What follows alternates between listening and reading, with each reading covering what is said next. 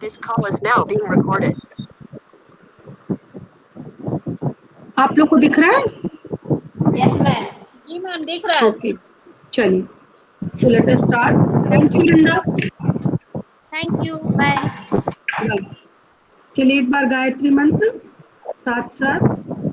ओम भूर्भुवः स्वः तत्सवितुर्वरेण्यं भर्गो देवस्य धीमहि धियो यो नः प्रचोदयात्. ओम गुरुर्ब्रह्मा गुरुर्विष्णु गुरुरेव महेश्वर गुरुरेव परब्रह्म तस्मै श्री गुरुवे नमः. तस्मै श्री गुरुवे नमः. आज जो हम ये रिवीजन कर रहे हैं ये बहुत इम्पोर्टेंट है आपके लिए दोनों के लिए, रीता और Prachi, because this is the entire application of the project. जो गर्भ संस्कार है, जब तक लाइफस्टाइल मॉडिफिकेशन नहीं होगा प्रेगनेंसी में, तब तक वो आपने जो भी विज्ञान समझा, उसका जो भी बातें फैक्ट समझे कि किस तरह से बच्चा ग्रास्प करता है, लर्न करता है, फील करता है, बच्चे की माँ की जो भावनाएं होती हैं, विचार होती हैं, वो बच्चे को प्रभावित करती हैं. पर वो तब होगा जब माँ कॉन्शियस रहेगी, और कॉन्शियस रहने के लिए उसको अपनी दिनचर्या में कोई बदलाव करने पड़ेंगे. सपोज अगर वो पुराने तरीके से ही चल रही है, हॉरर मूवी देखती है, सीरियल्स देखती है, कुछ भी खाती है, कभी भी सो जाती है, कभी भी उठ जाती है, भोजन का कोई टाइम नहीं है, स्वाध्याय नहीं करना, या अच्छा साहित्य ना पढ़ करके फिल्मी मैगजीन्स पढ़ती है, तो अगर वो पुराने ढंग से जी रही है, तो उसका गर्भ संस्कार करा मात्र देने से या गर्भ संस्कार का विज्ञान पढ़ा देने से नहीं काम चलेगा. और ये जो लाइफस्टाइल मॉडिफिकेशन है, ये जिस विज्ञान के थ्रू अपना कार्य करते हैं वही एपिजेनेटिक्स है. तो एपिजेनेटिक्स तो नहीं रिवाइज करानी है ना? हेलो? नहीं मैम, उसमें तो आपने बताया था जीन का मिथाइलेशन होता है, उसके बाद हम लोग का नया जीन ऐड हो जाता है, जो कि एक टैग का कार्य करता है, जो हमारे नए संस्कार होते हैं वो ऐड होते चले जाते हैं. नहीं, ऐड कुछ नहीं हो रहा है, जीन वही है, आप इसको मॉडिफाइड होते समझे. जाते हैं. मॉडिफाई भी नहीं हो रहे हैं, जीन वही है, जीन की सीक्वेंस वही है, केवल एपिजेनेटिक टैग जब उसके ऊपर लग गया तो समझ लो जैसे बिजली का खटका होता है ना, स्विच ऑन स्विच ऑफ, वो एपिजेनेटिक टैग जो है वो जीन को या तो स्विच ऑन कर देगा या स्विच ऑफ कर देगा. तो आपको करना है कि अच्छे वाले टैग लगाने हैं अपनी अच्छी दिनचर्या से. अच्छे टैग लगाओगे तो जीन अच्छे वाले ऑन हो जाएंगे, और खराब वाले टैग लगेंगे तो खराब टैग से खराब वाले जीन्स, खराब वाले नहीं मतलब जैसे बीमारी वाले या अस्त व्यस्त दिनचर्या या स्ट्रेस वाले जीन्स, ये एक्सपोज हो जाएंगे. समझ गए? और मिथाइलेशन तो केवल एक प्रक्रिया है जो जीन को ऑफ कर देती है. समझ गए? मॉडिफिकेशन जो होता है जीन की ऑन ऑफ प्रोसेस में, वो दो मुख्य विधाओं से हो रहा है. एक है मिथाइलेशन और एक है हिस्टोन बॉडी रीमॉडलिंग.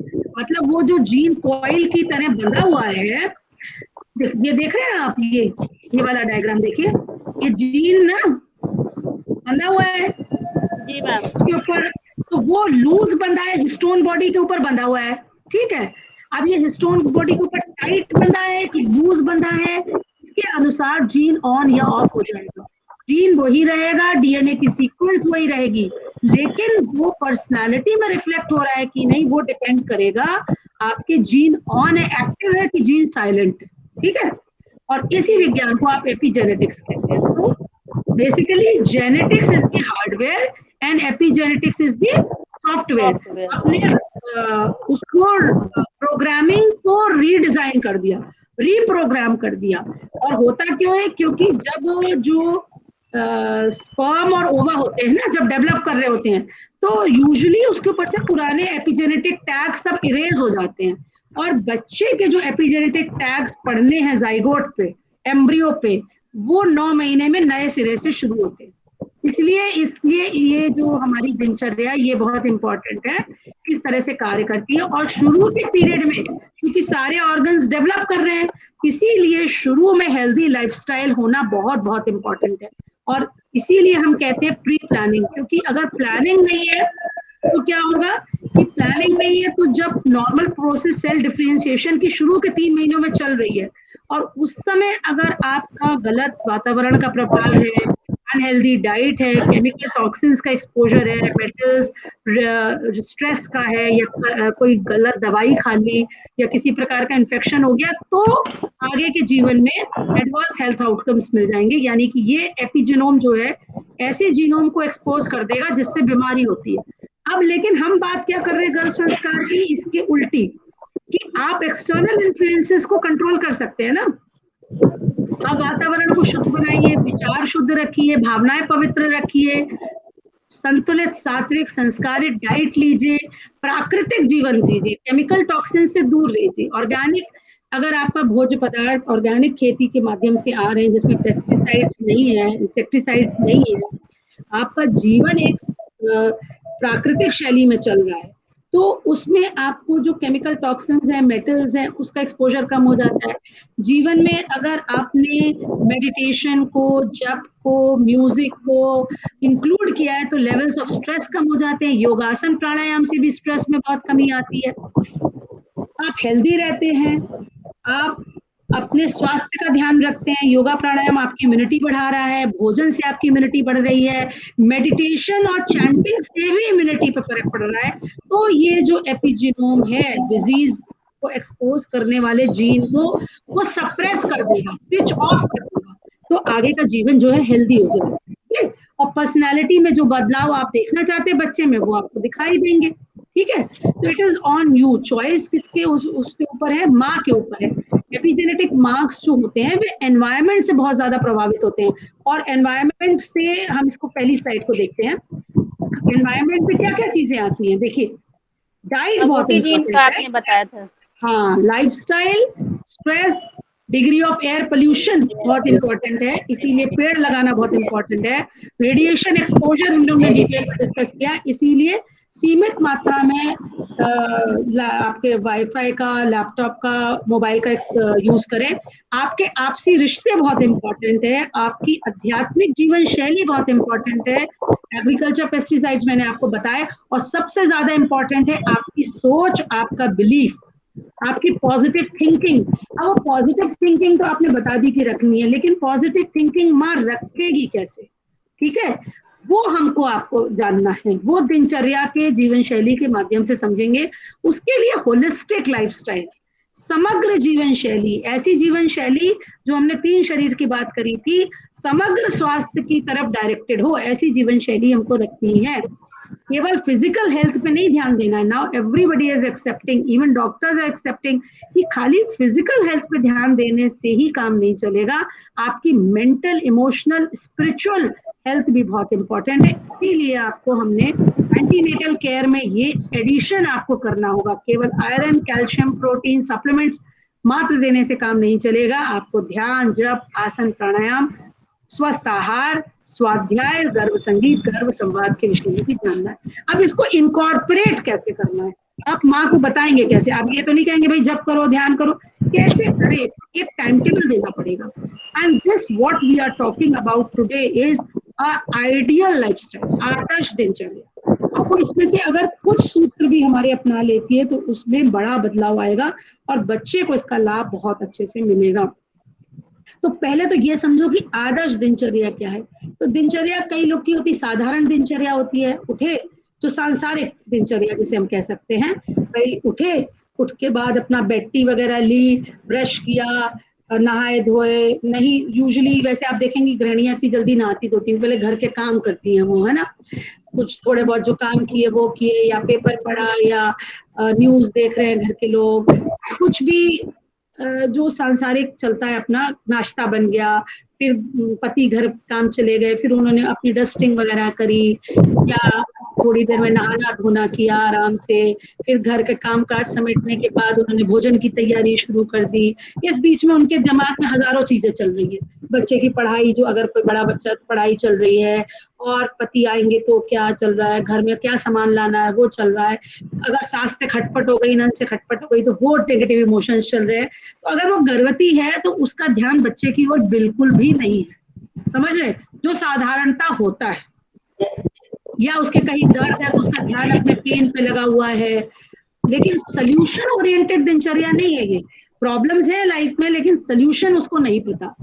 दूसरी बात, दिनचर्या जो होती है वो बहुत ही अस्त व्यस्त, जैसे हम आजकल के बच्चे जो अकेले रहते हैं ना, पति पत्नी रहते हैं, तो अगर मान लो वर्क फ्रॉम होम है तो लड़कियां जैसे अगर 10 बजे ऑफिस शुरू हो रहा है तो वो 9:30 बजे बिस्तर छोड़ेंगी, ब्रश करके ऊपर से एक अच्छा सा कुर्ता डाला, नीचे चाहे वो कुछ भी पहने, क्योंकि आजकल लैपटॉप पे तो कुछ दिखाई नहीं देता है, तो उस पे बैठ गई अपना काम कर रहे हैं, बीच में कुछ लिया, बर्गर वर्गर लिया, ब्रेड लगाई, स्लाइस लगाई, ब्रेड बटर खा लिया, फल खा लिए, हो गया, और उसी बीच में अपना काम करती रही। फिर उनकी मेड आ गई, उसको इंस्ट्रक्शंस दे दिए, फिर अपना जब उठी तो बीच में कोई मूवी देख, टाइम रहा तो मूवी देखने लगी या फिल्मी गीत सुनने लग गई। पति आ गए तो हस्बैंड के साथ थोड़ी खटर पटर हो गई, नहीं तो किसी बात पे बहस हो गई। बाकी उनकी कोई कोई टाइम टेबल है ही नहीं, ना उठने का समय है, ना सोने का समय है, ना उनको जानकारी है कि हमको क्या करना है। तो सबसे पहले जो आदर्श दिनचर्या की हम बात बताएंगे, उसमें ये बहुत इंपॉर्टेंट है कि नियमितता होनी चाहिए। जब तक कोई कार्य नियमित रूप से नहीं किया जाता है, तब तक वो हमारी आदत, स्वभाव और संस्कार नहीं बनता है। तो अगर हमें बच्चे को संस्कार देने हैं तो सबसे पहले माँ को नियमितता की आदत डालनी पड़ेगी। स्वस्थ दिनचर्या की सबसे बड़ी इंपॉर्टेंस ये है कि वो नियमित होनी चाहिए, रेगुलर होनी चाहिए। और ये बात इंपॉर्टेंट है कि ये बात हमारे स्कूली लेवल पे बच्चियों को, यूनिवर्सिटी लेवल पे, कॉलेज में कम से कम विवाह से पहले ये बात मालूम होनी चाहिए। And this lifestyle modification should start at least 3 months before conception. 3 महीने पहले जैसे फोलिक एसिड की गोली दी जाती है, उसी तरह 3 महीने पहले एक आदर्श दिनचर्या शुरू हो जानी चाहिए। एक पॉजिटिव थिंकिंग, पॉजिटिव अप्रोच, एक इस तरह की अप्रोच की मुझे जो बच्चा जी यहाँ लाना है संसार में, वो physically, mentally, emotionally, spiritually healthy हो, उसके लिए मुझे क्या क्या करना है उसकी प्लानिंग 3 महीने पहले हो जानी चाहिए। क्योंकि जैसे मैंने बताया कि ओवा और स्पर्म की साइकिल भी ऑलमोस्ट 54 to 90 डेज की होती है, तो उस पे भी हमारे खान पान का, रेडिएशन एक्सपोजर का, विचारों का प्रभाव पड़ रहा है। तो क्वालिटी ऑफ ओवा, क्वालिटी ऑफ स्पर्म्स, ये सब उनकी हेल्थ जो है हमारे वातावरण से गवर्न हो रही है। और जैसा मैंने आपको रेडिएशन की स्लाइड्स में बताया था कि एक्सेसिव इलेक्ट्रोमैग्नेटिक रेडिएशन जो हमारे लैपटॉप और मोबाइल से निकल रहा है, उससे विशेष नुकसान पुरुषों को हो रहा है, क्योंकि उसमें डीएनए फ्रेगमेंटेशन हो जाता है और स्पर्म क्वालिटी और क्वांटिटी दोनों डिक्रीज कर जाते हैं, मोटिलिटी स्पर्म्स की डिक्रीज कर जाती है। So this is very very important कि उनकी जो वातावरण है वो पहले से ही इम्प्रूव होना चाहिए, जिसमें मुख्यतः क्या क्या आता है, regular asana, pranayama, less radiation exposure, healthy diet, संतुलित सात्विक संस्कारित डाइट, और अच्छी पुस्तकों का अध्ययन for a positive thinking and good healthy environment, happy environment around. तो उसमें आपसी रिश्ते पहले दंपति को अपने, हाँ मैम डीएनए फ्रेगमेंटेशन में क्या होगा? DNA fragmentation is a, you can say a genetic phenomenon। उसमें स्पर्म्स का नुकसान हो जाता है, स्पर्म्स की हेल्थ बहुत कॉम्प्रोमाइज हो जाती है। तो इससे क्या आने वाले बच्चे को कुछ मतलब नहीं, वो डीएनए फ्रेगमेंटेशन के बाद वो स्पर्म इस लायक ही नहीं होता कि वो शुक्राणु वो कर सके, मतलब फर्टिलाइजेशन कर सके। वो पेनेट्रेट, हेल्दी स्पर्म को पेनेट्रेट करेगा ना ओवा को, जी। तो इसमें स्पर्म काउंट फिर लो हो जाते हैं, अनहेल्दी हो जाते हैं, मतलब बहुत सारे एबनॉर्मल स्पर्म्स की गिनती बढ़ जाती है फिर। ओके, तो जो बात हम कर रहे थे कि जैसे हमारे एक प्रचलन है भारतीयों में कि भाई शादी हो गई तो अब बच्चा, नेक्स्ट स्टेप क्या है, बच्चा। यही नहीं सोचते कि हमारे पति पत्नी के भी तो संबंध मधुर होने चाहिए। पति पत्नी आपस में पहले तो एक प्लेटफॉर्म पे आए ना, उनकी सोच में बॉन्डिंग होनी चाहिए ना मैम। बॉन्डिंग होनी चाहिए, तब तो वो बच्चा अच्छे से प्लान कर पाएंगे। या एक आपस में जब आत्मीयता होएगी, दोस्ती होएगी, आपस में एक दूसरे के प्रति जो उनके कर्तव्य हैं, उनकी जो उनकी समाज के प्रति कर्तव्य है, वो समझना बहुत इंपॉर्टेंट है। यहाँ तक कि गुरुदेव ने तो ये लिखा, और इस पे अमेरिका के टेक्सास यूनिवर्सिटी में रिसर्च भी हुई और उन्होंने भी इस पे सहमति दी कि देखिए पर्सनल डिसीजन है ना, विवाह कर लिया बहुत अच्छा है, पुरुष स्त्री का एक पर्सनल डिसीजन था, हो गई शादी, लेकिन बच्चा पैदा करना पर्सनल डिसीजन नहीं है कि जो आने वाली संतान है वो समाज को प्रभावित करने वाली है। तो इसके लिए आपको कुछ एलिजिबिलिटी टेस्ट भी होना चाहिए। ये टेक्सास यूनिवर्सिटी में इस पर रिसर्च हुई, लेकिन चूंकि इसमें सर्व सहमति नहीं बन पाई तो इसलिए इस पे आगे काम नहीं हुआ। नहीं तो एक और अच्छी सीधी सी बात है, आप ऐसा वैसा कैसा भी बच्चा पैदा करके समाज को दे रहे हैं और उससे समाज की नैतिक जो मूल्य हैं और एथिकल वैल्यूज है सब गिर रही है। समाज का पतन कहाँ से हो रहा है, कैसी संतानें जन्म ले रही है उससे। तो ये समाज को जब प्रभावित करने वाली चीज है, उस पर समाज का इंटरफेरेंस होना चाहिए। इस तरह से आप पीईटी के लिए जाते हैं, मेडिकल के लिए जाते हैं, टेस्ट देते हैं ना, तो माता पिता बनने से पहले कुछ एक एलिजिबिलिटी टेस्ट होना चाहिए कि आपने समझा है कि आप माता पिता बनने के योग्य हैं कि नहीं। पिता शराब पी रहा है, वो शराब का असर बच्चे की उस पर पड़ रहा है क्योंकि उसके शुक्राणुओं पर पड़ रहा है। पिता स्मोकिंग करता है, अब स्मोकिंग कर रहा है तो माँ तो पैसिव स्मोकर हो गई, ठीक है, तो उसका भ्रूण प्रभावित हो रहा है, भ्रूण के रिप्रोडक्टिव ऑर्गन्स प्रभावित होते, आने वाली 2-3 पीढ़ियां प्रभावित हो गई। समझ रहे हैं?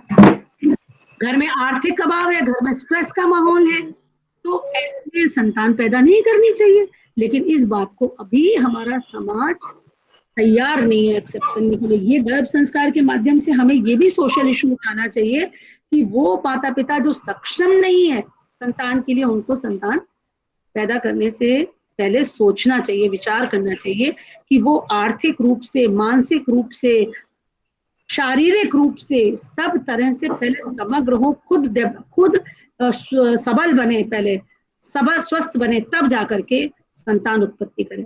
तो अब आती है दिनचर्या। तो सबसे मैम मानसिक रूप से यहाँ मतलब उनका आईक्यू लेवल वगैरह ये सब चीजें होती है क्या, कि अगर मान लो कई बार ये भी ना, कई बार है उनकी शादी हो गई या कोई प्रॉब्लम है, मेंटली शादी हो गई, उसके बाद जो बेबी होते हैं तो वो क्या अपने माँ बाप की तरह ही एबनॉर्मल होंगे या नॉर्मल होंगे? नहीं, इसमें दो बातें हैं। देखो, एक तो मानसिक तैयारी ये होती है कि हमारे यहाँ आप देखते हैं लड़के कॉन्ट्रासेप्टिव अपनाते ही नहीं, शादी हुई प्रेगनेंसी आ गई, अभी पता चला लड़की पढ़ रही है या लड़के की जॉब नहीं है, फिर वो जाते हैं अबॉर्शन के लिए।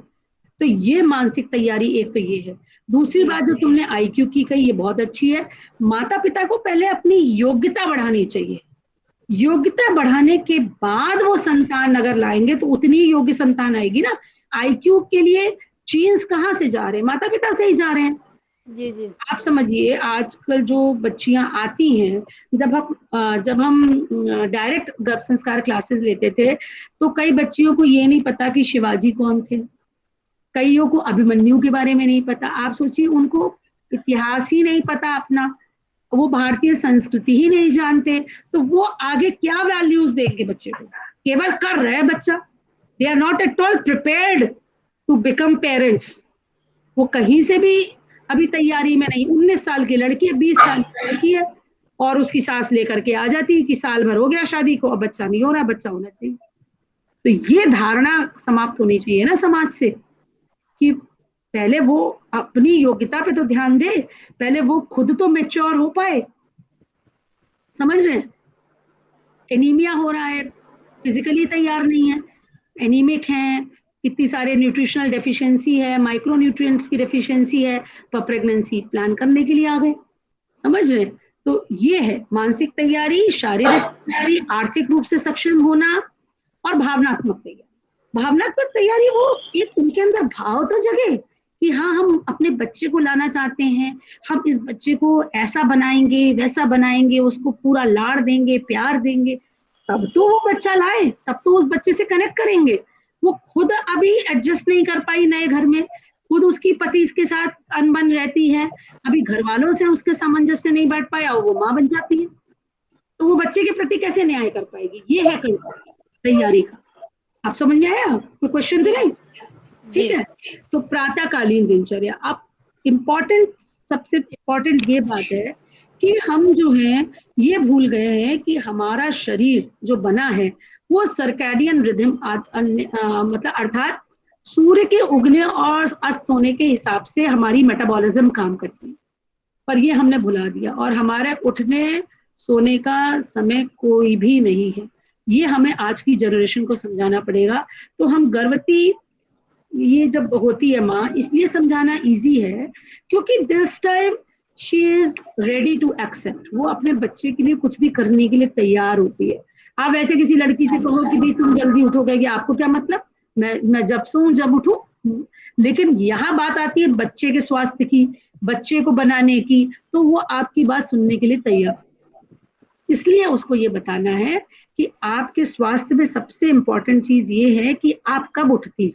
तो सूर्योदय से उठने से, सूर्योदय से पहले उठने से स्वास्थ्य अच्छा रहता है, एनर्जी लेवल अच्छी रहती है, दिन में आलस से नहीं आता है, एंड यू फील एनर्जेटिक। क्योंकि सूर्योदय के समय एक अलग प्रभाव होता है, वातावरण शुद्ध होता है। उस शुद्ध वातावरण में जब वो सांस लेगी तो उसके अंदर अधिक प्राण तत्व, अधिक वाइटल एनर्जी जाएगी। और उगते हुए सूर्य के साथ जब वो ध्यान करती है तो बच्चे के अंदर प्राण ऊर्जा जाएगी। तो हमको सबको ये बताना है कि सूर्य उदय से पहले उठना है।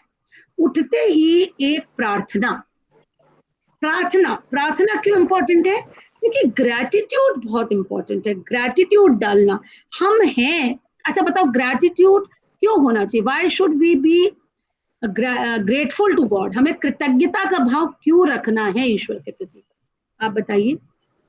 मैम भगवान ने हमें जो दिया है, हमारा परिवार, हमारा शरीर, इतने हाँ, अच्छा सारा एटमॉस्फेयर, उसके प्रति एक अपनी पॉजिटिविटी फीलिंग को रखना, तभी तो हम आगे अच्छा सोच सकेंगे।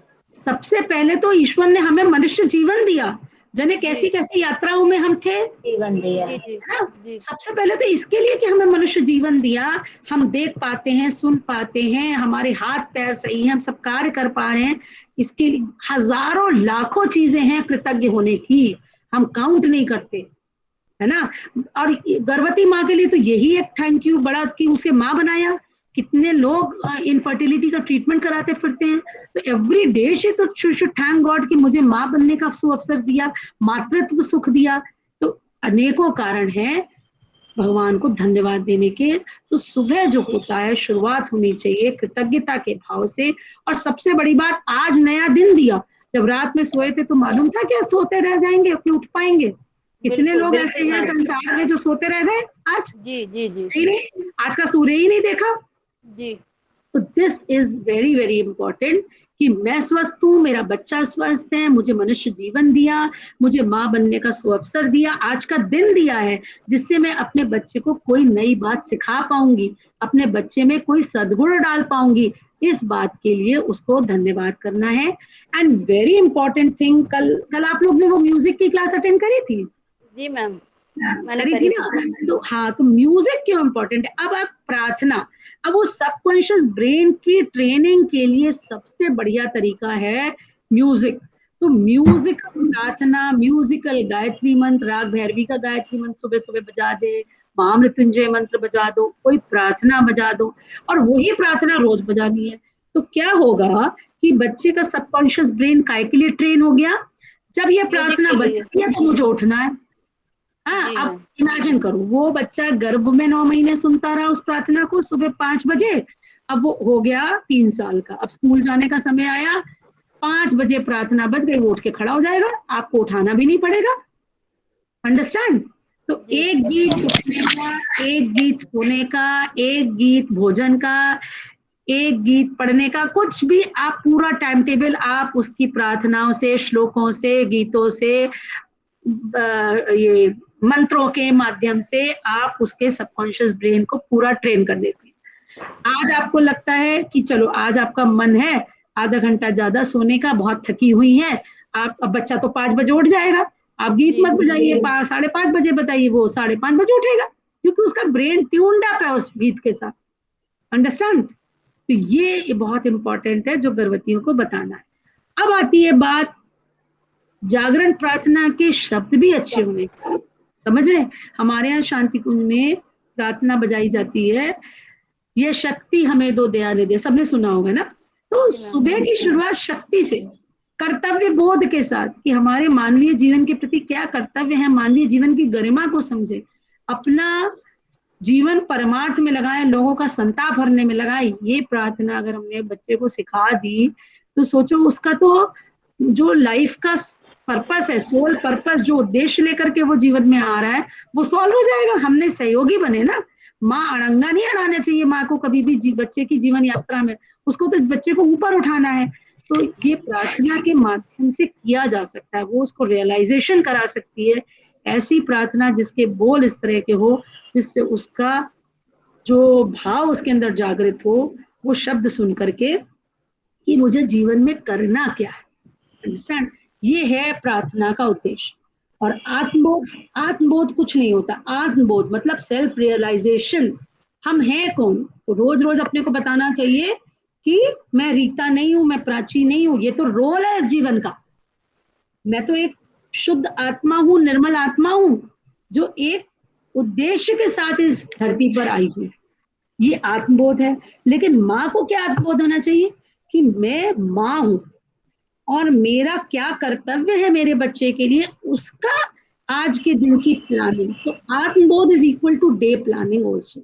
हम सबको सुबह आत्मबोध करके 5 मिनट में अपनी डे प्लानिंग करनी चाहिए। अगर हम प्लान नहीं करें, मान लीजिए अगर हम प्लान नहीं करते तो हम क्लास में लेट हो जाएंगे, पाएंगे कि नहीं, है जी। ना। पर अगर प्लानिंग है तो हम 9:30 के बजाय 9:20 पे आके जुड़ गए कि मुझे पता था मुझे 9:30 से क्लास लेनी। तो प्लानिंग दिमाग में रहनी चाहिए कि इतने से इतने बजे ये करना है, इतने से बजे इतने ये करना है। अब माँ को हम इतना सारी चीजें बता रहे हैं करने के लिए कि उसे जप भी करना है, योगासन भी करना है, प्राणायाम भी करना है, यज्ञ भी करना है। तो वो अगर प्लानिंग नहीं होगी तो वो अपने दिन में कैसे इसको इनकॉर्पोरेट करेगी। तो डे प्लानिंग और आत्मबोध, और ये ऐसे समय पे करते हैं उठते ही। इसका विज्ञान क्या है, जब हम उठते हैं तो हमारा मस्तिष्क उस समय थोड़ा शांत हो, हमारे ब्रेन की इलेक्ट्रिकल एक्टिविटी उस समय अल्फा वेव्स पे होती है। जब हम सक्रिय होते हैं तो हमारा ब्रेन बीटा वेव्स के लेवल पे काम करता है। जैसे इस समय हम पढ़ाई कर रहे हैं, सुन रहे हैं, आप हमारी बात सुन रहे हैं, हम आपको बता रहे हैं, तो हम लोग के ब्रेन में इस समय जो इलेक्ट्रिकल एक्टिविटी है वो भी बीटा वेव की है। जब हम सुबह उठते हैं उस समय एक छोटी सी विंडो होती है 5 मिनट की, जब हमारा सबकॉन्शियस ब्रेन काम कर रहा है। ब्रेन हमारा इस समय लो इलेक्ट्रिकल एक्टिविटी पे है, जैसे हम मेडिटेशन या ध्यान की अवस्था में होते हैं, इसलिए इस समय ब्रेन की ग्रहणशीलता अधिक होती है। तो जो भी हम उसको सजेस्ट करेंगे वो जल्दी आत्मसात होएगा, वो जल्दी जल्दी हमारी दिनचर्या में क्रियान्वित होगा। तो दैट इज वाई सुबह आत्मबोध और शाम को तत्वबोध की साधना करनी चाहिए।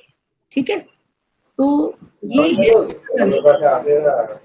उसके बाद हम गर्भवती माँ को बताएंगे आत्मबोध किया, प्रार्थना करी, उसके बाद धरती माता को प्रणाम किया। धरती माता को प्रणाम क्यों करते हैं, क्योंकि देखो इस समय कितना कठिन समय चल रहा है धरती के लिए। कितनी कई जगह आप देख रहे हैं कि प्रकृति जो है वो एक तरह से विद्रोह कर रही है। तो हमने इतना अन्याय किया है धरती माता के प्रति, उनको उजाड़ बनाने में, उनका दोहन करने में, उनका शोषण करने में, कि इस समय धरती माता भी त्रस्त हो गई है। हमको धरती माता को भी अपने ब्लेसिंग्स देने चाहिए, हमको उनके लिए प्रार्थना करनी चाहिए, क्योंकि कितने वर्षों से, हमेशा से, करोड़ों वर्षों से वो हमें ढह रही हैं अपने ऊपर। चाहे हम कितने पापाचार कर रहे हैं, अत्याचार कर रहे हैं, वृक्षों को उखाड़ दे रहे हैं, एनवायरमेंट को नुकसान पहुंचा रहे हैं, तब भी वो हमको भोजन देती हैं, पानी देती हैं, सब हमारा पालन पोषण कर रही है। तो धरती माता को प्रणाम का उद्देश्य ये है कि उनके जैसे गुण बच्चे के अंदर आए, हमारे अंदर आए। धैर्य, क्षमाशीलता, उर्वरता। और रात में जैसे हम अर्ध मृत्यु की स्थिति में होते हैं तो हमारे अंदर थोड़ी नेगेटिव एनर्जी भी आ जाती है। जैसे मृत्यु होती है ना, मृत्यु के बाद एकदम नेगेटिव एनर्जी होती है। तो उसी तरह से जब हम अर्ध मृत्यु में होते हैं तो जो नेगेटिव एनर्जी है, हम धरती माता को जब प्रणाम करते हैं छू करके, तो धरती माता सारी नेगेटिव एनर्जी को सोख लेती है अपने अंदर। इस भाव के साथ हमें नियमित रूप से धरती माता को प्रणाम करना है। उसके बाद तुरंत बाद उठते ही 2-3 ग्लास गुनगुना पानी पीना है। इसको कहते हैं उषा। इसका आरोग्य के लिए बहुत महत्व है। और देखिए ये आयुर्वेद वाले इसका महत्व बहुत अच्छे से समझाते हैं। क्या है कि जब हम सुबह उठते ही गुनगुना पानी पीते हैं तो सलाइवा में, हमारे मुंह में, बिना ब्रश किए करना है ये, नहर मुंह। तो जब हमारे मुंह में जो छोटे छोटे बैक्टीरिया है, कीटाणु है, वो डाइल्यूट होकर के हमारे पेट में जाते हैं और एक वैक्सीन का काम करते हैं, हमारी रोग प्रतिरोधक क्षमता को बढ़ाते हैं। दूसरी बात, जब सुबह सुबह पानी पीते हैं तो हमारी बाउल एक्टिव हो जाती है, हमें कॉन्स्टिपेशन नहीं होता है, तुरंत हमको लगेगा कि हम टॉयलेट जाएं, जबकि कब्ज जो है गर्भवती माताओं में एक बहुत आम समस्या है। लेकिन जब पीना है तो ये चित्र में आप देख रहे हैं ना, ये गलत है। इसकी जो ये महिला पानी पी रही है, इसकी रीढ़ की हड्डी सीधी होनी चाहिए, और अगर संभव हो तो उकड़ू बैठ करके, टोस पे बैठ करके पानी पीना चाहिए। अगर ऐसा नहीं कर सकते हैं तो कम से कम हमारे मेरुदंड, हमारी स्पाइनल कॉर्ड, बिल्कुल वर्टिब्रल कॉलम सीधा होना चाहिए, और उसी स्थिति में हमें पानी पीना, चाहे हम बेड पे सीधा बैठ जाए, चाहे कुर्सी पे सीधा बैठ जाए। तो ऊषापान बहुत आवश्यक है। इससे क्या होता है, आपके स्किन भी बहुत अच्छी रहती है, आपके टॉक्सिन्स रिलीज हो जाते हैं बॉडी से। तो ये नियमित रूप से करना है। और प्रेफरेबली पानी जो है, गर्मी में हो तो सादा पी सकते हैं, लेकिन अगर बाहर का टेम्परेचर थोड़ा कम है तो गुनगुना होना चाहिए पानी, ठीक है। उसके बाद दैनिक क्रिया अपनी करनी है, जैसे खाना कह रहे हैं, मतलब आपको टॉयलेट जाना है, ब्रश करना है, नहाना धोना है, वो सब कार्य वो गीत संगीत के साथ करें। तो कल आपको इसीलिए संगीत की क्लास ली गई, आपको संगीत का पूरा अलग से पढ़ाया गया है ना, तो इसमें हम नहीं जाएंगे। और प्रेफरेबली अगर वो खुद वाद्य यंत्र बजाए तो और अच्छा है, खुद गुनगुनाए तो और अच्छा है। इसका मस्तिष्क पे क्या प्रभाव होता है ये सब आप जान चुके हैं। तो इसके साथ फिर आता है हमारा योगासन। वो आपको कराए जा रहे हैं, उसका महत्व भी आपको बताया जा रहा है। और एंटीनेटल पीरियड में योगासन का एक मुख्य महत्व ये है कि तरह तरह की एक्सरसाइजेज हैं, हाँ, व्यायाम तरह तरह के, पर योगासन करने से क्या होता है कि मांसपेशियों में, हड्डी में, मज्जा में, सारे टिश्यूज में मजबूती के साथ साथ उसके अंदर फ्लेक्सिबिलिटी भी आती है। वो आपके मतलब इतने रिजिड नहीं रहते, आपके स्ट्रेस रिलीज होती है सारे टिश्यूज से। तो फ्लेक्सिबिलिटी होने से प्रसव होने में आसानी होगी। सामान्य प्रसव के लिए योगासन करना बहुत आवश्यक है, और इससे बच्चे की ग्रोथ बहुत अच्छी होती है। और योगासन प्राणायाम जो है माँ को न केवल फिजिकली, मेंटली भी प्रिपेयर करता है प्रसव के लिए। और आज हम देखते हैं क्या है, फियर है सबके मन में, सामान्य प्रसव के प्रति इतना फियर हो गया। अब हमेशा से जो प्रसव की क्रिया है वो सेम ही है ना, लेबर कोई चेंज तो नहीं हो गई, इसी तरह से बच्चे होते थे। आज इतनी एंजाइटी क्यों है? सबके मन में एक एंजाइटी है, मेरा बच्चा नॉर्मल होगा कि सिजेरियन होगा, नॉर्मल होगा कि सिजेरियन होगा। तो आधी जकड़न तो टिश्यूज में वैसे ही आ गई, बच्चा नीचे ही नहीं आता, या मुंह ही नहीं खुलता, दर्द आने बंद हो जाती है। ये सब एबनॉर्मल सिचुएशंस हो रही है। वो क्या है, मन से। मन जो है हमारा शरीर को कंट्रोल करता है। तो मन में जब प्रफुल्लता आती है, वो योगासन से आप देखिए मन मजबूत होता है, आपको अंतःकरण में एक प्रसन्नता आती है, उससे जो हैप्पीनेस हार्मोन्स रिलीज होते हैं, तो आपका जो यूट्रस है वो बिल्कुल रिलैक्स रहता है। समय आने पे दर्द आते हैं, वो जो प्रसव की क्रिया है बड़े आराम से, बहुत कम समय में, बहुत कम दर्दों के साथ संपन्न हो जाती है, प्रोवाइडेड माँ जो है शुरू से योगा करे और प्राणायाम करे। इसका महत्व बहुत हमको सबको बताना है, अगर हम चाहते हैं समाज में कि ऑपरेशन का रेट कम हो जाए। जो जरूरी है कि जब मान लो समस्या है, हम ये नहीं कह रहे कि ऑपरेशन ऑपरेशन तो एक ऐसी विधा हो गई आज की, जो कितने बच्चे बच जाते हैं जो अदरवाइज नॉर्मल डिलीवरी में खत्म हो सकते थे, वो अलग चीज हो गई। लेकिन जो बच्चे सामान्यता नॉर्मल होने चाहिए, उनके लिए ऑपरेशन नहीं होना चाहिए, है ना। तो ये सब आसन आप लोग सीख ही रहे हैं, ये हम इसमें नहीं जाएंगे। ये बहुत इंपॉर्टेंट एक्सरसाइज है, ये आपको हर महिला को बतानी है, केवल गर्भवती को नहीं, लड़कियों को भी करनी है, गर्भवती को भी करनी है, पोस्ट डिलीवरी भी करनी है, बड़ी उम्र की औरतों को भी करनी है। इसमें क्या करना है, सांस नॉर्मल लेनी है, गुदा मार्ग को, योनि मार्ग को ऊपर खींचना है, संकुचन करना है, रोकना है, थोड़ी देर फिर छोड़ना, और एक चक्र में कम से कम 10-12 बार ऐसा करना, और दिन में कई चक्र ऐसे करने।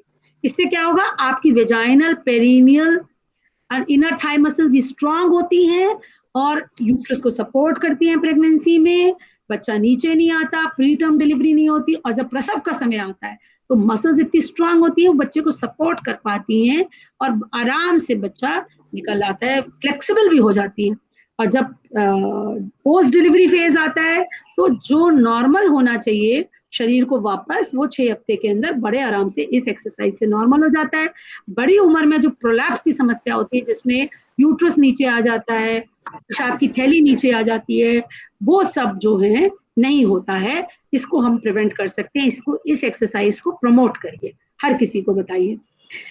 जब ध्यान प्राणायाम, जप और ध्यान की क्लास आपकी थेरेपी सब्जेक्ट में इंक्लूडेड है, वो डॉक्टर सारस्वत आपकी लेंगे नेक्स्ट वीक मोस्ट प्रोबेबली, कि जप और ध्यान से किस तरह से आपका मतलब इट इज टाइप ऑफ किस तरह से लाभ मिलता है गर्भवती माँ को और बच्चे को, क्या मानसिक शारीरिक।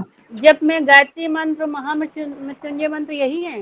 नहीं, कोई भी मंत्र, एनी मंत्र, हर मंत्र के पीछे सेम साइंस काम कर रही है, पर सबकी जो ऊर्जा प्रोड्यूस होती है वो अलग अलग है। इसके पीछे की साइंस क्या है ना, अभी मैं आपको बताती हूँ, ठीक है। तो जप में क्या होता है बेसिकली कि एक मंत्र का आप उच्चारण कर रहे हैं बार बार एक ही लय से, एक ही गति से। मान लीजिए ओम नमः शिवाय बोल रहे हैं, ओम नमः शिवाय, ओम नमः शिवाय, ओम नमः शिवाय, ऐसा बोल रहे हैं ना।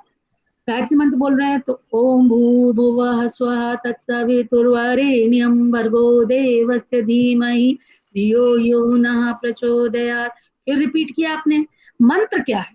मंत्र एक शब्दों का गुच्छक है, बार बार एक गति से, एक लय से, एक ताल के साथ, एक फ्रीक्वेंसी पे जब आप बोलते हैं तो आपके अंदर सारी जो आप इमेजिन करिए, मुंह में आपकी जीभ, आपकी तालू, आपकी नाड़ियां, आपकी उपत्यकाएं, सब एक फ्रीक्वेंसी से रेजोनेट करने लगती है।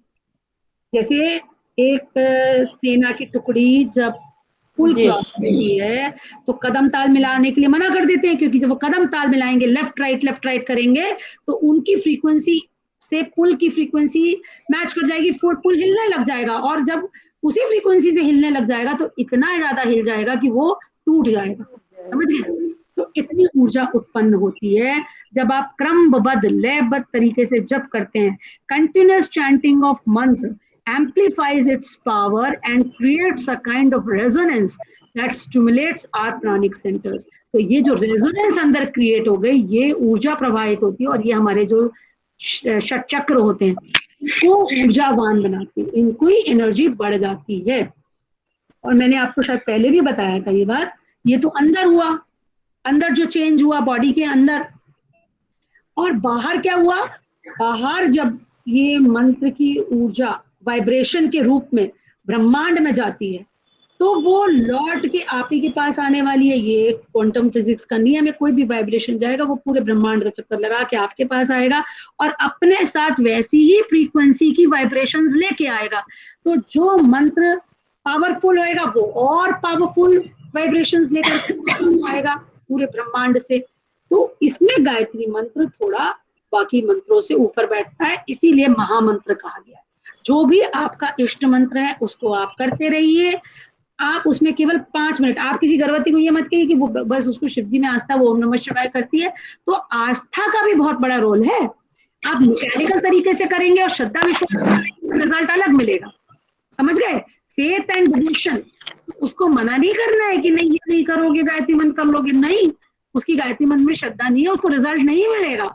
हाँ, ये कह सकते हैं कि तुम नियमित अगर 10 मिनट ओम नमः शिवाय करती हो तो प्लीज ऐसा करो कि 24 बार गायत्री मंत्र भी कर लिया करो, वो उसकी शक्ति को एम्पलीफाई करेगा, वो साइंस है।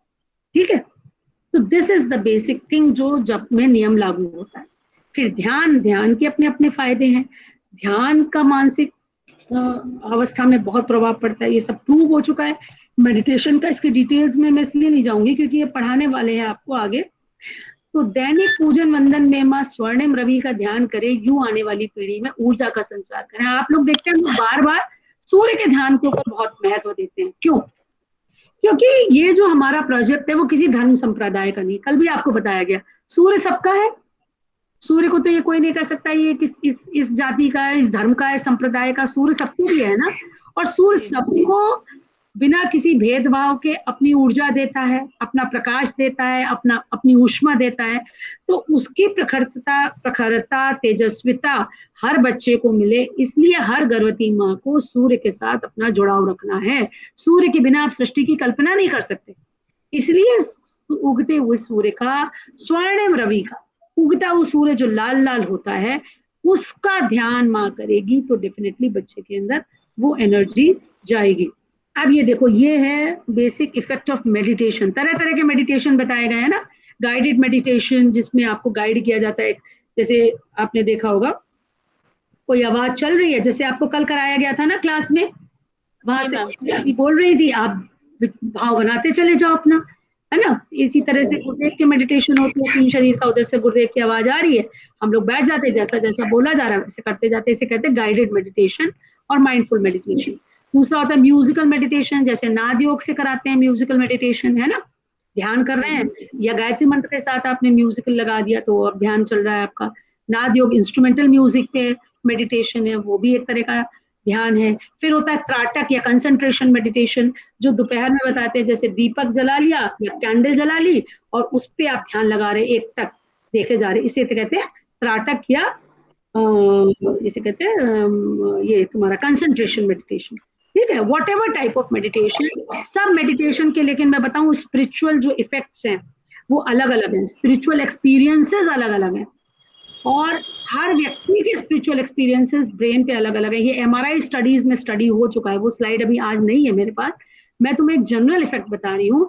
ये देखो, ये प्री फ्रंटल कॉर्टेक्स है, और ये स्टडी हो चुका है कि मेडिटेशन से प्री फ्रंटल कॉर्टेक्स की पावर बहुत ज्यादा बढ़ जाती है।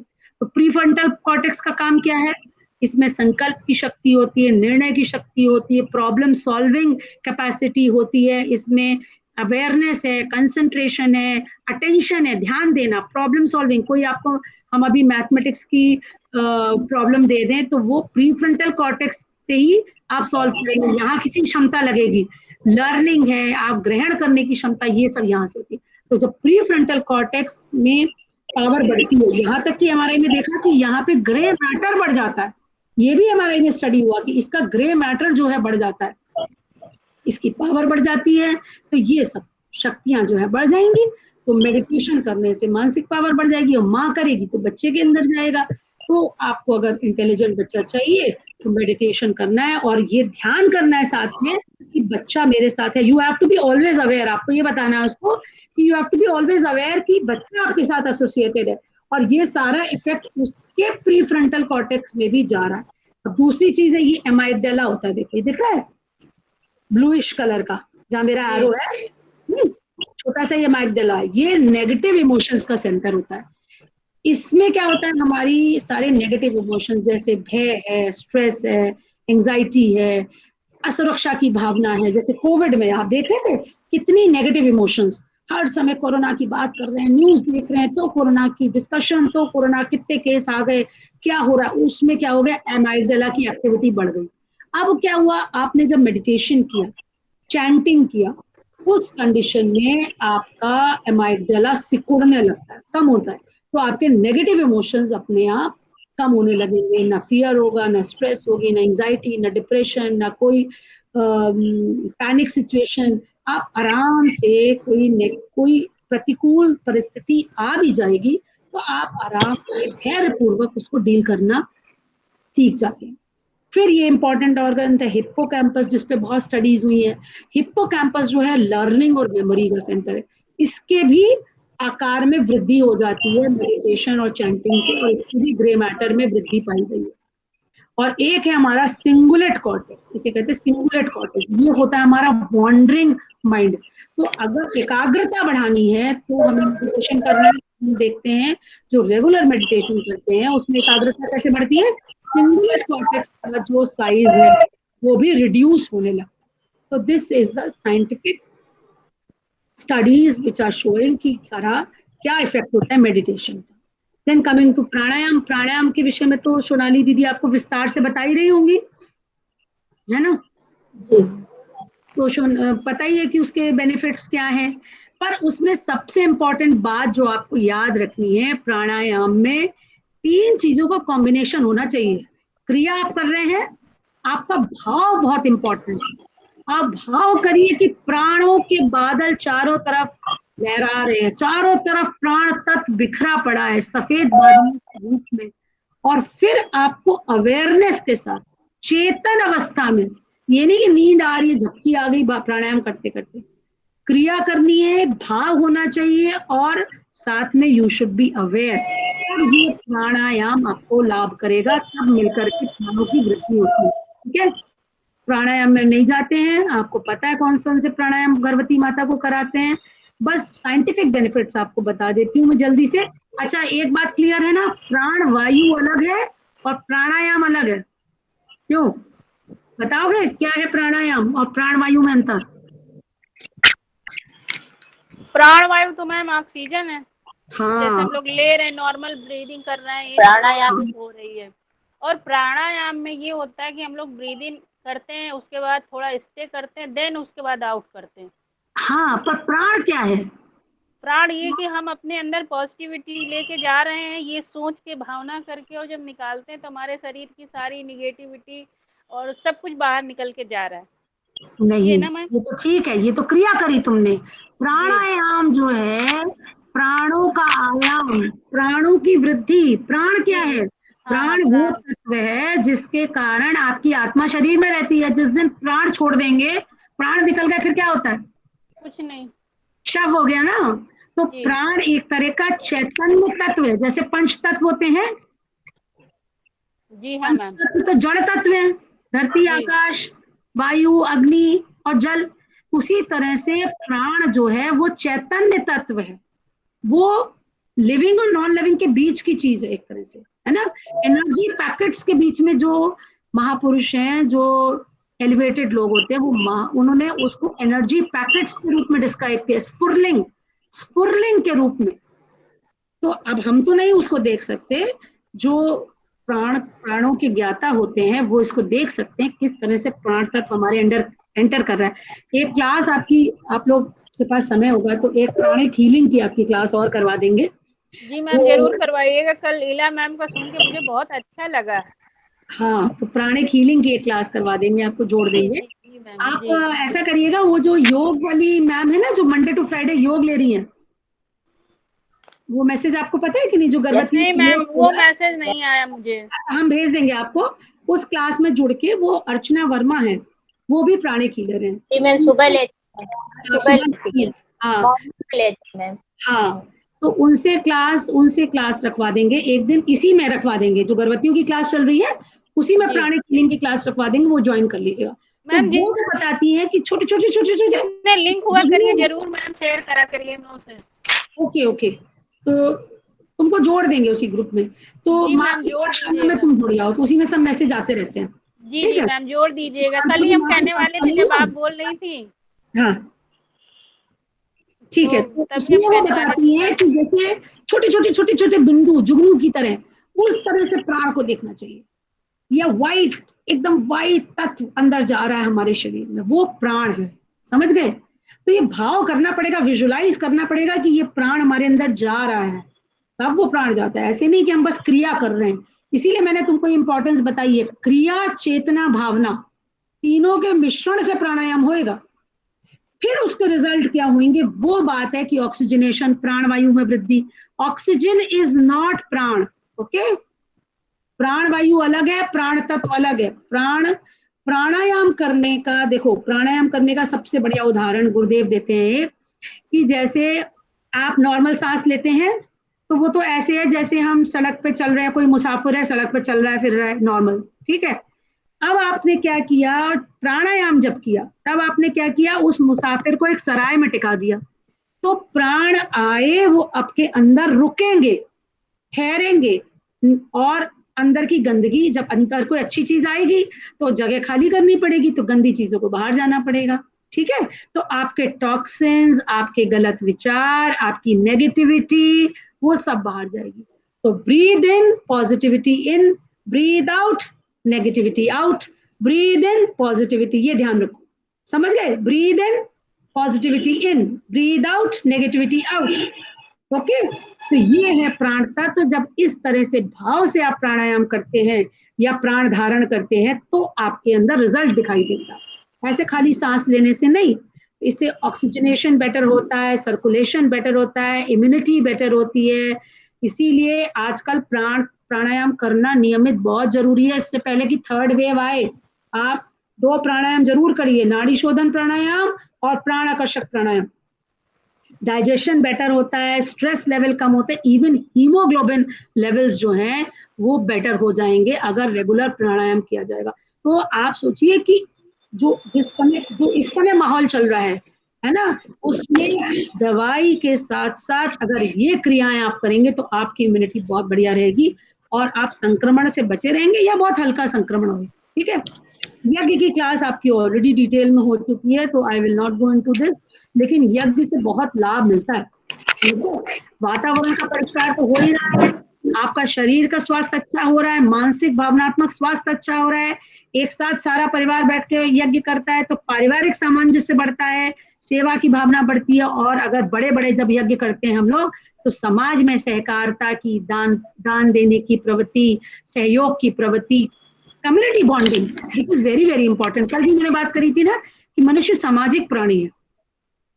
फिर आता है आपका नाश्ता, तो भोजन हम आपको बहुत डिटेल में बता चुके हैं। लेकिन ये बात ध्यान रखो कि जब गर्भवती माता सुबह उठ रही है 5 बजे तो उसका ब्लड शुगर लेवल उस समय फॉल कर जाता है, रात से उसने कुछ खाया नहीं है, तो तुरंत नाश्ते का वेट नहीं करेगी 8-9 बजे, पहले एक सूक्ष्म नाश्ता वो ले लेगी।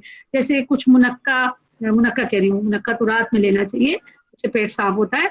सुबह जैसे अखरोट बादाम भिगो करके, 10-12 किशमिश भिगो करके, एक केसर ले लिया, सत्तू ले लिया, थोड़ा अंकुरित ले लिया, सुबह नारियल गरी या नारियल पानी, मतलब कुछ उसको सुबह लेना है सुबह उठ करके।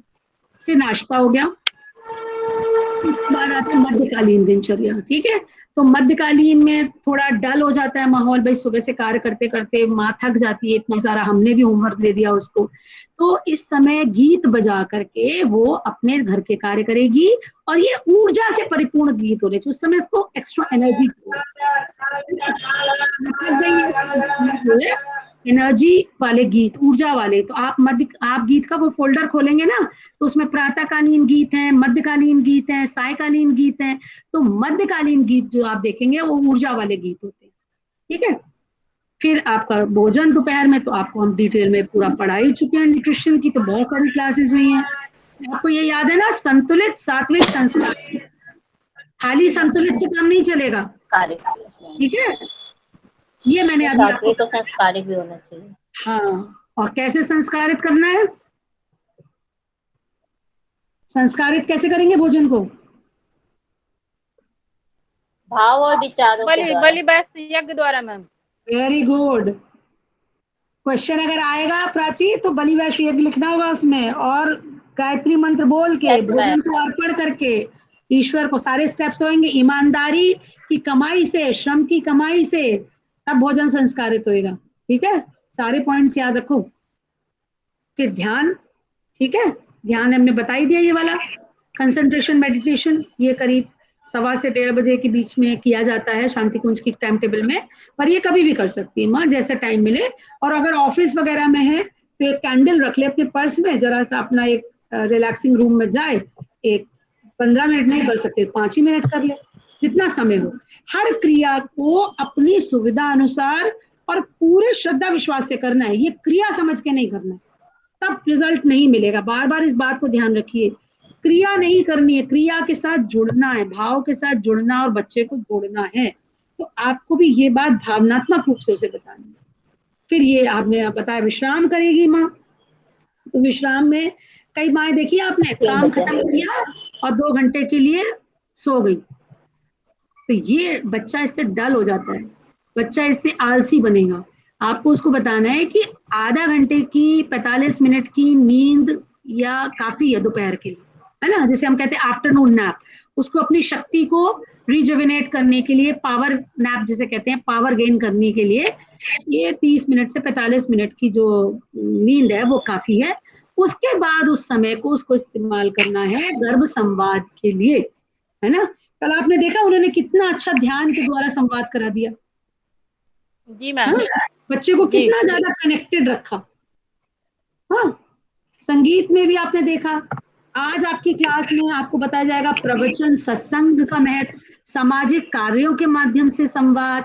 अच्छा, उन्होंने ध्यान में देखो परिवार को भी इंट्रोड्यूस करा दिया साथ साथ, जी मैम करवाया था, है ना। तो ये आपको प्रैक्टिस करना है, इसीलिए आपको इतनी लंबी क्लासेस हम गर्भ संवाद की दे रहे हैं, क्योंकि आपको तरह तरह से तरीके बताने पड़ेंगे। जब आप अपनी क्लासेस चलाएंगी तो आपको ये बताने पड़ेंगे भाई, प्रैक्टिकल करा करा के कि कैसे संवाद करो। रोज एक ही संवाद थोड़े ना कराओगे, अलग अलग तरीके के संवाद कराओगे। तो ये देखो वार्ता के द्वारा, कहानी, और आज की क्लास में, सॉरी कल नहीं, आज जो शाम को क्लास होगी ना, उसमें हम कहानी, जो गर्भवतियों की क्लास है उसमें कहानी बताएंगे। तो कहानी में भी बहुत भाव होता है। आप जैसे पिक्चर देखते हो तो कैसे डूब जाते हो, रोने लगते हो, उसी में हंसने भी लगते हो, क्या हो जाता है उस समय भूल जाते हो आप कहाँ बैठे हो। इवन अगर आप पिक्चर हॉल में भी बैठे हो तो कई बार जोर जोर से हंसने लगते हो या आंसू आने लगते हैं। बिल्कुल, क्या हो गया, कहानी में इतना डूब गए, ये इतना, अपने आप को इतना इंक्लूड कर लेते हैं उन चीजों में। हाँ, you become a part of that. तो वो जी, ही जी, करना है, वो ही माँ को करना है। She has to become a character, और वो उसको बताएगी कहानी। जब वो शिवाजी की कहानी बताए तो बस खुद जीजाबाई बन जाए, तो निश्चित जानो कि शिवाजी जैसा बच्चा आएगा। जब लवकुश की कहानी बन जाए तो अपने को सीता जैसा महसूस करे, तब वो देखिए लवकुश बनेंगे कि नहीं बनेंगे। तो ये उसको कैरेक्टर में घुसना है बिल्कुल। और यही महापुरुषों की जीवनियों की कहानियां, इसीलिए कहानी बताओ तो महापुरुषों की, रामायण से। रामायण क्यों पढ़ने के लिए कहा जाता है गर्भवती से? आप देखिए रामायण में सारे पारिवारिक रोल्स आइडियल हैं, बिल्कुल एकदम हाई लेवल। पति हो तो कैसा, पत्नी हो तो कैसी, माँ हो तो कैसी, पुत्र हो तो कैसा, भाई हो तो कैसा, समझ गए। सारे जो रोल्स हैं वो अपने आइडियलिस्टिक, मतलब मोस्ट आइडियल फॉर्म में प्रोजेक्टेड हैं। तो और यही मैम रावण को किस तरह हम लोग प्रोजेक्टेड करेंगे? वो नेगेटिव कैरेक्टर है, उसका अहंकार, जब अहंकार आ गया, उसने ज्ञानी था। लेकिन यहाँ पे ये कैरेक्टर प्रस्तुत होता है कि ज्ञान अच्छा है, आपको ज्ञान योग से, कर्म योग से, भक्ति योग, तीनों मार्गों से आप ईश्वर को प्राप्त कर सकते हैं। लेकिन सब कुछ ईश्वर को समर्पित, ज्ञान भी तो उन्होंने ही दिया, वो तो अपने को ईश्वर से बड़ा समझने लग गया। अहंकार कितना आ गया, अहंकार जो होता है वो ईश्वर का भोजन है। अहंकार आ गया तो समझ लिए आप कितने भी हाई लेवल पे हैं, आप गए। ये बात आपको बचपन से सिखानी है। ज्ञान प्राप्त करो लेकिन विनम्रता। जितना बड़ा पेड़, जितना फलदार पेड़ होता है वो झुका हुआ होता है कि नहीं? जी मैम, तो रावण को तो अपना रिजल्ट पता था ना कि अगर वो ऐसा कर रहा है, इतना मतलब ज्ञानी, अपने समय का सबसे ज्यादा ज्ञाता व्यक्ति था वो। रावण संहिता उसने लिखी, तो उसको सब कुछ मालूम होते हुए भी उसने ऐसा करा। अहंकार जब आ जाता है बेटा तो आंखों के सामने पट्टी आ जाती है, भगवान को आंखों के सामने। आप संसारिक एग्जाम्पल भी देखो, बहुत अच्छे अच्छे लोग होंगे, एक बार कहीं अहंकार आ गया, सारा किया धरा बेकार हो। वो बात बिल्कुल सही मैम आपकी। जब आपने सेल्फ, मान लीजिए आज हम ये चला रहे, आज मेरे मन में ये आ जाए तो मैं कर रही, मैं कौन हूं करने वाली? ये सब गुरु चरणों में अर्पित। वो करा रहे हैं तो मैं कर पा रही हूं, अगर उनकी इच्छा नहीं होगी तो नहीं कर पाएंगे। वो बता रहे हैं, वो जो बताना चाहते हैं वही आके क्लास में बताते हैं। मतलब हम लोग को अंदर से मोटिवेट करते जाते हैं, वो हम लोग कर रहे हैं। हाँ मतलब नहीं, मतलब हाँ, वही मेरा मतलब है कहने बताने का, कि वो चाहते हैं कि ये बात तुम तक पहुंचे और तुमको माध्यम बना करके, लगता है वो क्या कार्य कराना चाहते हैं आगे। तब तुम आई ना क्लास में, तब तुम आई इस प्रोजेक्ट में, इस कोर्स के लिए, नहीं तो कुछ और भी कोर्स कर सकती थी। तो वो सब एक डिवाइन प्लान चल रहा है, सब डिवाइन फोर्स है, हमारा उसमें कुछ नहीं है। ज्ञान भी उनका दिया हुआ है, जब वो देना चाहेंगे दे देंगे, जब लेना चाहेंगे ले लेंगे, है ना। तो इसीलिए भाव ये रखना चाहिए, कभी किसी के प्रति कोई ऊंच नीच का भाव नहीं हो कि अरे ये, मतलब सांसारिक दृष्टि से आप मत देखिए ये तो कम पढ़ा लिखा है, अरे ये तो ऐसा है। हम क्या करते हैं, यहाँ तक कि कपड़ों से लोगों को जज करते हैं, करते हैं कि नहीं करते? जी मैम, बहुत बार ऐसा होता है ना, कपड़े हैं उससे जज करते हैं, आउटर बिल्कुल भी नहीं। रामायण में एक चौपाई है इस विषय में, शिव जी कहते हैं पार्वती माँ से कोई इस दुनिया में ना ऊंचा है ना नीचा है, ना कोई मूर्ख है ना पंडित है, जिसको मैंने जैसा बनाया चाहा वैसा बनाया। वही तो उनकी लीला चल रही, जिस दिन वो चाहेंगे वो समेट लेंगे। पर अगर मैं आपका सामने आ गया, then your connection with the divine is lost, फिर वो कनेक्शन नहीं रह पाएगा। ठीक है, तो ये बात आपको ध्यान रखनी है। तो गर्भ संवाद again it is very very very very important. बच्चे की पर्सनालिटी डिजाइन करने के लिए गर्भ संवाद बहुत एसेंशियल है, इसीलिए हम इतनी प्रैक्टिकल क्लासेस आपकी कर रहे हैं, इतनी वैरायटी उसमें आपको दिखा रहे हैं। ठीक है, संगीत आपने देख ही लिया, बहुत सारी एक्टिविटीज हैं। अगर समय रहेगा, एग्जाम्स नहीं होंगे, तो आगे इन एक्टिविटीज की क्लासेस हम आपको दिलवाएंगे, किस तरह से IQ डेवलपमेंट के गेम्स होते हैं, EQ डेवलपमेंट की क्लासेस होती हैं। ठीक है, तो ये कई तरह की एक्सरसाइजेस माँ कर सकती है, सुडोकू खेल सकती है, निटिंग करे, बच्चे के साथ जुड़े, कढ़ाई करे, पेंटिंग करे, क्ले मॉडलिंग होती है ना, क्ले मॉडलिंग हाथों की बहुत अच्छी एक्सरसाइज भी होती है, और बच्चे को गर्भ से सिखा सकती है वो तरह तरह के आकार बनाना। अब ये जो होता है मैजिकल बॉक्स, इसको सीखे। गार्डनिंग, प्लांट्स के साथ जरूर समय बिताना चाहिए। और हम तो यहाँ गर्भवती माता को एक वो देते हैं कि हर माँ प्रेग्नेंट होते ही एक पौधा लगाए, और उसको बिल्कुल जैसे बच्चे के साथ रिलेट करे, जैसे जैसे बच्चा बढ़ रहा है, जैसे बच्चे का 1 महीना हुआ तो पौधे का भी 1 महीना हुआ, उससे भी बातें करे। तो इस तरह से हम माँ का पोषण भी कर सकते हैं, बच्चे का एक स्पेशल लगाव होगा उस पौधे के साथ, क्योंकि एक तरह से उसका वो भाई बहन हो गया है ना। और दूसरी बात, इस तरह से हम वातावरण का पर्यावरण का बहुत सारा मतलब लाभ पहुंचा सकते हैं पर्यावरण को। फिर सेवा का कार्य, घर में बुजुर्ग अगर हैं तो उनका सम्मान, उनकी सेवा, ये बहुत इंपॉर्टेंट है। प्राणी मात्र की सेवा, है ना, ये मैसेज हमको गर्भ से देना है बच्चे को। तो इससे रिलेटेड कोई ना कोई एक्टिविटी अपनी दिनचर्या में वो कर सकती है। कोई नहीं है तो गली का कुत्ता ही है, उसी को ब्रेड दे दे, बिस्किट दे दे, रोटी दे दे, गाय को रोटी खिलानी है। और घर में कोई बड़ा अगर है तो वो बिल्कुल निग्लेक्टेड नहीं होना चाहिए। फिर सायकालीन दिनचर्या आती है, तो नाद योग आप लोग जानते ही हैं, है ना। नाद योग तो रोज हम लोग माँ की पाठशाला में जोड़ देंगे रीता, रोज नाद योग का मैसेज होता है और उससे सब कराया जाता है। तो ध्यान जोड़िएगा जरूर मुझे। मैं अभी जोड़ दूंगी, बस क्लास खत्म होते ही जोड़ दूंगी। अब सायकालीन गीत कैसे होना चाहिए, तुम सायकालीन की बेला को जरा विजुलाइज करो। जैसे छुटपुटा हो रहा है, आपके हस्बैंड घर आने वाले हैं, सब पक्षी चहचहाट एकदम, सब घरों को लौट रहे हैं, तो इस समय एक बड़ा सूदिंग म्यूजिक घर में बजना चाहिए। इंस्ट्रूमेंटल, क्लासिकल, शास्त्रीय संगीत धीमा धीमा बजता रहे, ओम बजता रहे, उसके साथ आप धीरे धीरे कार्य करिए। तो एक बहुत ही शांत और एक अच्छा वातावरण, शाम को घर में अगरबत्ती जला दें, कपूर जला दें, इसको एरोमा थेरेपी भी कहते हैं ना, ये बहुत अच्छा होता है। देखिए जब आप करने बैठते पूजा, तो आप दीपक के साथ साथ अगरबत्ती, धूप बत्ती सब जलाते, कि वातावरण निर्माण में इसका प्रभाव पड़ता है। तो घर में वैसे भी आपको जलाना चाहिए ना, कुछ भी आप अच्छी सुगंधित अगरबत्ती जला दीजिए शाम को। कपूर तो बहुत फायदा करता है, कपूर तो सोचो एक मेडिसिन है कोरोना के लिए। इस तरह से घर में जब सब लोग आ जाएं तो आप सामूहिक रूप से कुछ एक आरती पूजा का क्रम बनाना चाहिए।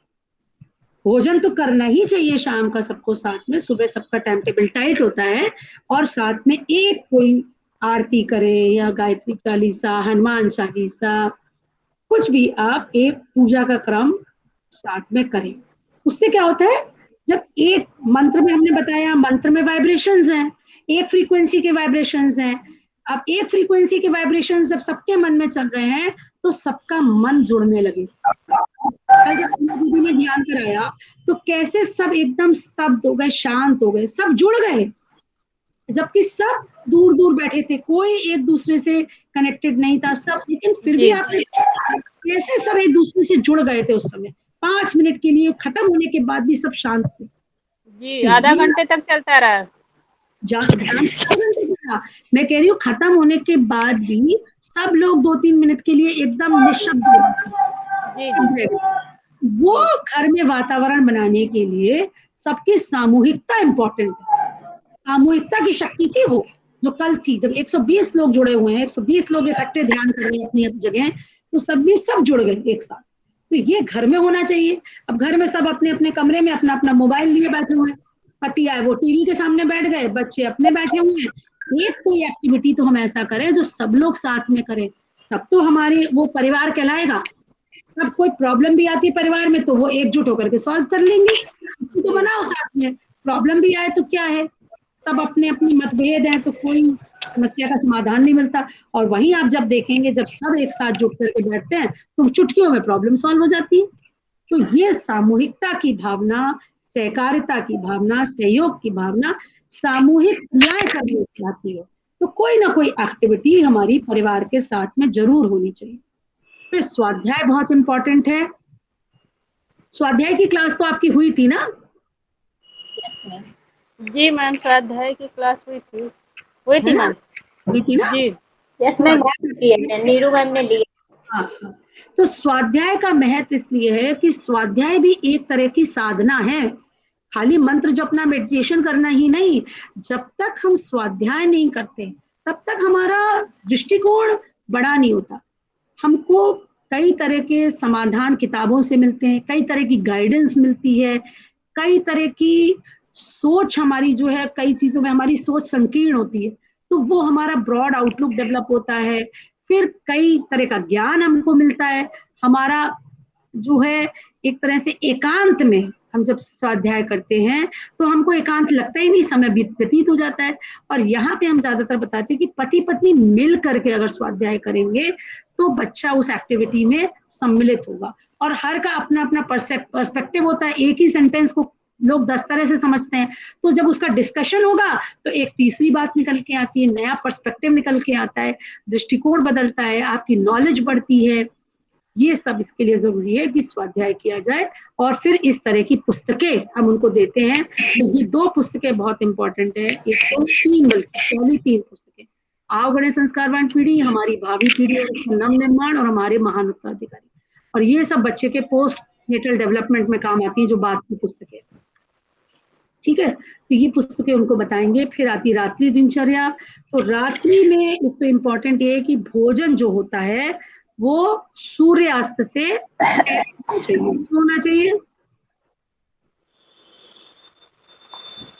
मैम, अच्छे से डाइजेस्ट हो जाए। स्पेसिफिक आंसर तो बताया है, पढ़ाया है, मैंने ही पढ़ाया, बहुत डिटेल में पढ़ाया है। हमारे हाँ, के बाद हमारे जो मेटाबॉलिक एक्टिविटीज होती है वो स्लो होने लगती हैं, जो हाँ, डाइजेशन slow हो जाती है। होती है ना, वो हाँ, स्लो हो जाती है। जठराग्नि तो मंद पड़ पड़ जाती है जाती है। मैडम। जी, तो वो जी, क्योंकि जैसे जी। सूर्य चलता जो है उसी हमारे हिसाब से खाने को जठराग्नि चलती है, हाँ, तो सूर्यास्त के समय वो भी लो हो जाएगी उसके बाद, तो इसलिए हाँ, पहले तो खा लेना मेटाबॉलिज्म चाहिए। स्लो हो जाती है। और हम पता चला हो 8 जाता है बजे खाने खाना किया, 9 बजे सो गए, तो हमें अपच हो मैम। जाएगी। लोग देर से खाते, जी। 10-10 बजे खाते हैं। Yes ma'am. गर्भवती माँ को कहना है कि आप जल्दी खाना खा लीजिए, कम से कम सोने से 3 घंटे पहले, और रात्रि का भोजन लाइट होना चाहिए। और उसके बाद उसको टहलना आवश्यक है, पति के साथ टहले, है ना।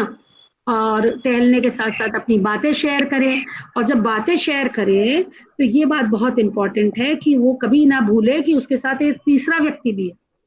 तो जब पति पत्नी बात कर रहे हैं, और विशेष करके जब माँ गर्भवती है, तो ऐसी कोई बात नहीं करनी चाहिए जो बच्चों के सामने नहीं करनी है।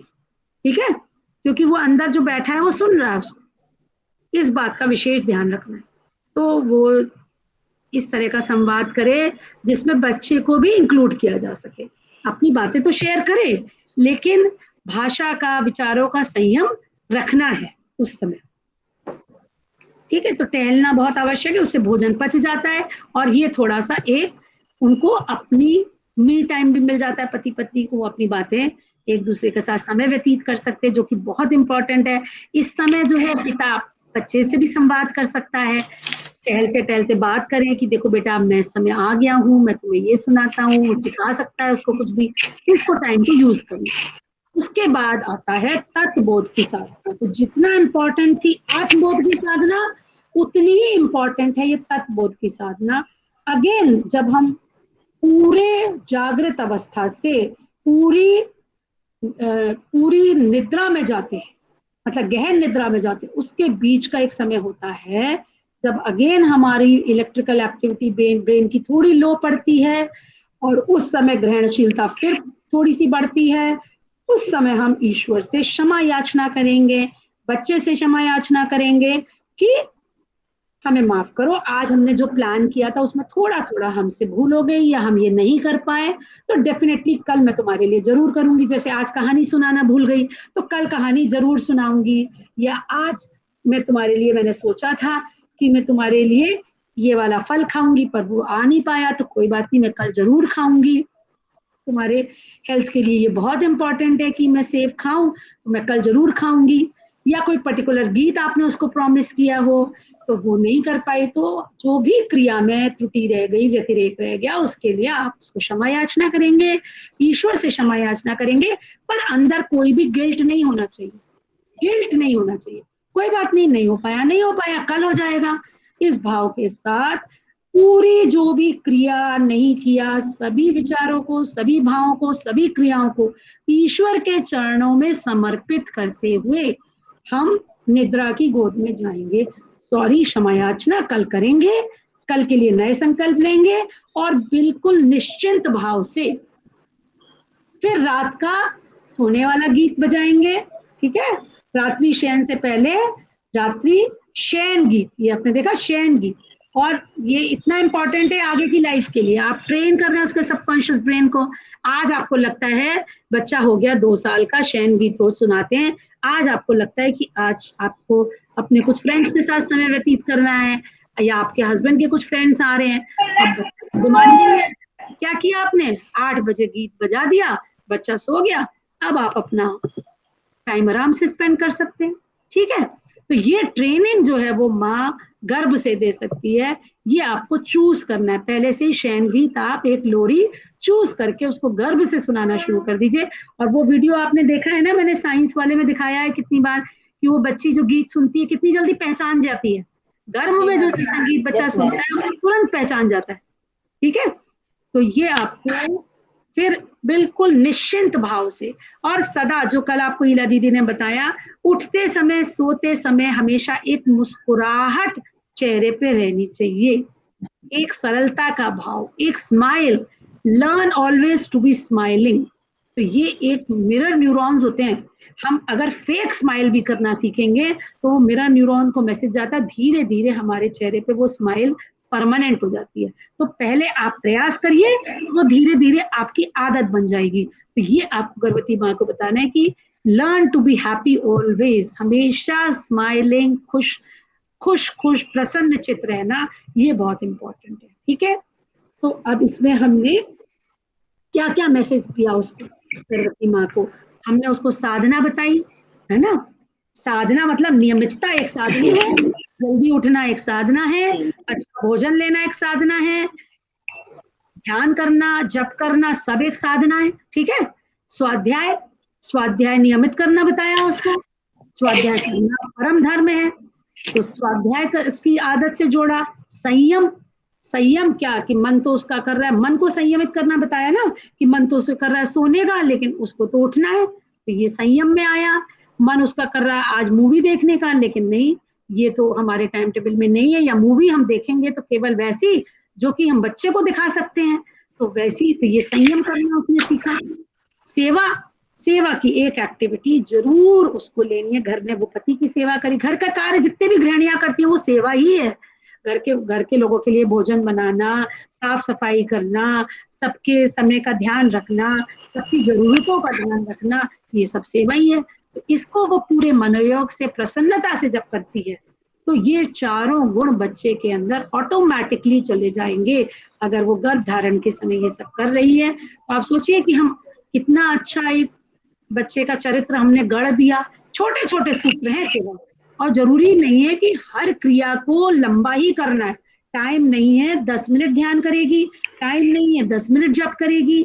हाँ, योगासन जो है कम से कम आधा घंटा नियमित करना पड़ेगा, योगासन में रिजल्ट नहीं मिलेगा, आधा घंटा वॉकिंग और आधा घंटा योगासन, ये फिजिकल एक्टिविटी अवश्य होनी है। प्राणायाम को आप नहीं कर सकते 15 मिनट, 10 मिनट कर लीजिए, लेकिन मिनिमम 15 मिनट प्राणायाम होना ही चाहिए। तो बाकी एक्टिविटीज में कर्टेल कर सकती है, चलते फिरते गीत सुनते सकती है, चलते फिरते वार्तालाप कर सकती है। तो अगर माँ चाहे, अगर जैसे कहते हैं ना, where there is a will there is a way, तो माँ अगर चाहती है तो डेफिनेटली वो ये सब कार्य कर सकती है। तो हमने देखा कि इस तरह से ये आपका जो है दिनचर्या जो है वो आपने गर्भवती को बताई, ठीक है।